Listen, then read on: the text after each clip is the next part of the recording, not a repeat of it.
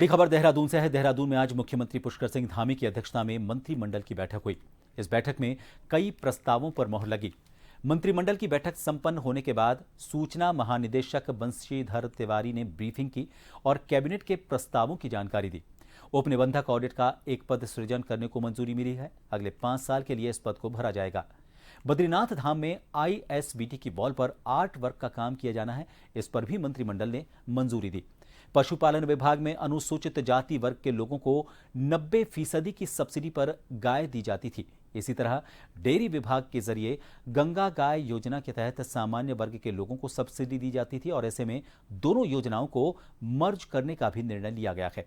पशुपालन विभाग में पशुधन प्रसार अधिकारी के 429 पद खाली हैं और ऐसे में भर्ती प्रक्रिया के तहत अधिकारियों को 2 साल की ट्रेनिंग दी जाती है और ऐसे में इन अधिकारियों के चयन और ट्रेनिंग के बाद ज्वाइनिंग में 4 साल का वक्त लग जाता है, जिसके चलते निर्णय लिया गया है कि ट्रेनिंग के समय को 2 साल से घटाकर 1 साल किया जाएगा। धन प्रसार अधिकारी इनके 429 पद रिक्त हैं। 429। हाँ, इनकी जो भर्ती प्रक्रिया है, इनका जो प्रशिक्षण की अवधि है ये 2 वर्ष है। तो अधियाचन भेजने में, एग्जाम कराने में और 2 साल की ट्रेनिंग करने में, चयनित होकर के आने में पूरे 4 साल लग जाते हैं। तो जो प्रशिक्षण की अवधि है उसको घटा करके 1 साल कर दिया गया है। हाँ, 1 साल कर दिया गया है ताकि 2 साल में ही पशुधन प्रसार अधिकारी।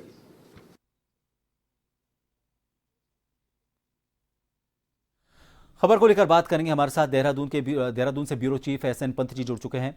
पंत जी, आज कैबिनेट की बैठक हुई है, कई अहम प्रस्ताव हैं, कुछ नौकरियों को लेकर भी हैं, अलग अलग क्षेत्रों को लेकर कई सौगातें भी दी गई हैं। अगर हम इन सभी घोषणाओं पर नजर डालें तो किस क्षेत्र के लिए खास सौगातें मिली हैं? उत्तराखंड सरकार की आज कैबिनेट की बैठक राज्य सचिवालय में हुई है। मुख्यमंत्री पुष्कर सिंह धामी की अध्यक्षता में इस कैबिनेट बैठक में लगभग 9 प्रस्ताव आए थे, जिनमें से 3 प्रस्तावों पर कैबिनेट ने हरी झंडी दी है और 6 प्रस्ताव को आगे के लिए पोस्टपोन कर दिया और 5 प्रस्ताव को आगे के लिए पोस्टपोन किया है और 1 प्रस्ताव को खारिज कर दिया गया है। अगर आप देखेंगे तो कुल 3 प्रस्ताव आए थे, जिसकी जानकारी सूचना महानिदेशक बंशीधर तिवारी ने प्रेस कॉन्फ्रेंस करते हुए दी है, जिसमें कहा गया है कि सहकारिता विभाग में उपनिबंधक ऑडिट लेवल का एक पद सृजित किया गया है। अब से ऑडिट किया जाएगा और जिला स्तर पर, ब्लॉक स्तर पर ऑडिट करेंगे। दूसरा जो मुद्दा था, जो बिंदु था, वो पर्यटन विभाग में बद्रीनाथ धाम में मास्टर प्लान के तहत ISBT में दीवारों पर बद्रीनाथ धाम से संबंधित चित्र यानी मुर्नियल वर्क किया जाएगा। पशुपालन विभाग में अनुसूचित जाति वर्ग के लोगों को दी जाती थी पहले 90% सब्सिडी। अब डेयरी विभाग में गंगा राज योजना, अब दोनों योजनाओं को आपस में मर्ज करने पर सहमति बनी है, लेकिन सब्सिडी मिलने का प्रस्ताव अगली कैबिनेट की बैठक में लाया जाएगा। यानी ये कैबिनेट की बैठक में पूर्ण रूप से फैसला नहीं हो पाया है, उसको आगे के लिए ट्रांसफर किया गया है। वहीं पशुपालन विभाग में पशुधन प्रसार अधिकारी के 429 पद रिक्त हैं। भर्ती प्रक्रिया प्रशिक्षण की अवधि 2 वर्ष है, प्रशिक्षण की अवधि को घटा करके 1 साल किया गया है। कुल मिलाकर आप देखेंगे तो तीनों प्रस्तावों पर जो कैबिनेट ने हरी झंडी दी है, उसका सीधा असर सीधे तौर पर विभागीय ढांचे को मिला है, ताकि वो जो नियुक्तियां हैं, जो पद सृजन करना है, जो अनुसूचित जाति के लोगों को लाभ दिया जाना चाहिए था, उसको लेकर के फैसले लिए गए हैं। जो आगामी कैबिनेट बैठक होगी इस महीने के आखिरी में, उसमें बाकी बचे हुए जो बिंदु थे उन पर भी सिलसिलेवार तरीके से पूरा किया जाएगा और उसके बाद बड़े फैसले उसमें लिए जाएंगे। तो आर्ट वर्क जो है उसको बढ़ावा भी दिया जा रहा है। एक पर्यटक स्थल के तौर पर जो जगह है उनको विकसित करने को लेकर, जैसे हम धाम की बात करें तो वहाँ पर जो वॉल है उस पर भी एक मंजूरी मिली है। एक तरह से उन लोगों को व्यवसाय से जोड़ने की ये कोशिश है जो उस कला से जुड़े हुए हैं, जो लगभग लुप्त प्राय सी हो गई है। एक तो इसके बारे में आपसे जानना चाहेंगे, क्योंकि इसको प्रमोट करने के लिए इस तरह की योजनाओं से इनको जोड़ना बहुत महत्वपूर्ण हो जाता है, जिसको आज मंजूरी मिली है। दूसरा, पशुधन को लेकर, गाय को लेकर 2 अलग अलग योजनाएं थी, उनको भी मर्ज किया गया है, उसके बारे में भी आपसे जानना चाहेंगे।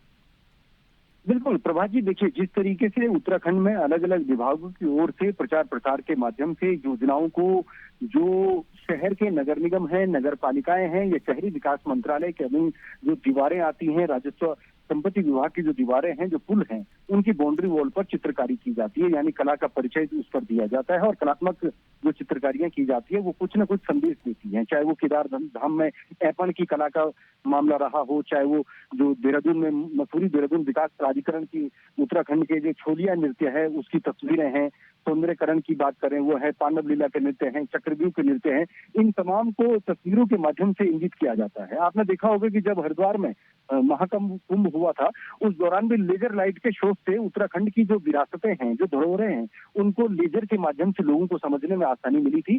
चाहे वो समुद्र मंथन की बात कर लीजिए या फिर इसी तरीके से चक्रव्यूह या सागर मंथन की बात कर लीजिए, ये सारी चीज तस्वीरें लेजर के माध्यम से दिखाई जा रही थी। और अब इन्हीं तरीके से बद्रीनाथ धाम में, यानी बद्रीनाथ धाम में जो मास्टर प्लान के काम हो रहे हैं, उनके तमाम जो चित्रण है उसको शहर की दीवारों पर, साथ ही साथ जो सार्वजनिक स्थान है या बसों की बात कर लीजिए, रेलवे की बात कर लीजिए, जो ओवरब्रिज हैं उनकी बात कर लीजिए, अंडरपास की दीवारें हैं उनकी बात कर लीजिए, वहां पर ये सब चित्रकारियां की जाएंगी ताकि कोई भी पर्यटक या कोई भी श्रद्धालु आता है तो उसको बद्रीनाथ का सजीव चित्रण वहां पर मिलेगा। उसको पता लगेगा कि नर नारायण का मंदिर कहाँ पर है, इसकी मान्यता क्या है, इसकी यहाँ किसने तपस्या की थी, जो जोशीमठ में ज्योतिर्लिंग कहाँ पर मौजूद है, बद्रीनाथ में जो गर्म कुंड निकलता है वो कहाँ पर स्थित है, बद्रीनाथ से आगे भीमशिला है, उसकी क्या मान्यताएं हैं, उसका चित्रण किस तरीके से किया जा सकता है। तो जाहिर सी बात है, जैसा आपने कहा कि कला में रुचि रखने वाले या अपने व्यवसाय को इससे जोड़ने वाले लोगों को सीधा लाभ इसका मिलेगा, और यही कोशिश राज्य सरकार की रही है।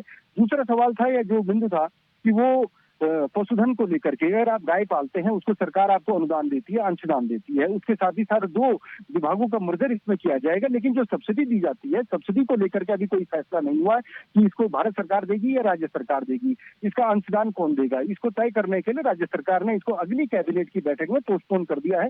तो कुल मिलाकर के अगर आप देखेंगे तो सीधे तौर पर जो काश्तकार हैं, जो बागवानी भी करते हैं, खेती करते हैं, किसानी करते हैं, लेकिन साथ साथ में पशुधन की सेवा करते हैं, उनको इससे जोड़ने के लिए, आजीविका का साधन जुटाने के लिए, आय को दुगना करने के लिए इस तरीके का कार्य सरकार की ओर से किया जाता है समय समय पर। और उसमें जब जब कोई चीज अमेंडमेंट होती है तो उसका लाभ पब्लिक को मिलता है, उस काश्तकार, उस किसान को या उस पशु व्यवसायी को या पशु सेवक को मिलता है। तो उसी तरीके से इसकी सब्सिडी का फैसला होना बाकी है, लेकिन दोनों योजनाओं को मर्जर करके इसका लाभ एक जगह से मिलेगा, एक डिपार्टमेंट से मिलेगा, एक ही स्थान पर इसका समाधान होगा।